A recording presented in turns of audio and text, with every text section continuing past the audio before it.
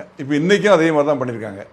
இன்றைக்கி காலையில் அந்த அடையார் மாவட்டத்தில் 8 இடத்துல பண்ணியிருக்காங்க.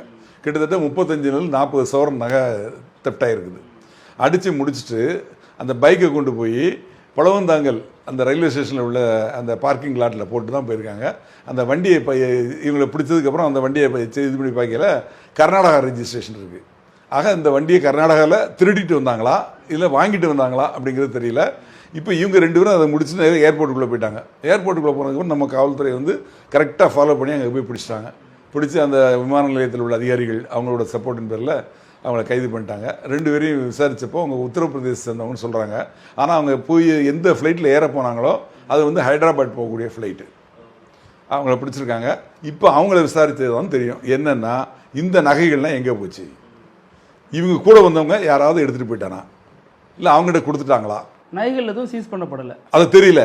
அவங்கள பிடிச்சிருக்காங்க, விசாரிச்சிருக்காங்க, தெரியுது. இது மட்டுமல்ல, இந்த மாதம் ஜனவரி மாதம் பொங்கலை ஒட்டி தாம்பரத்தில் அந்த கம்ப்ளீட்டாக ஒரு 10 அஃபென்ஸ் இதே மாதிரி 1 ஹவரில் சரண் அடிச்சுட்டு திருப்பி போயிட்டாங்க. இதே குரூப் தான் சொல்கிறாங்க.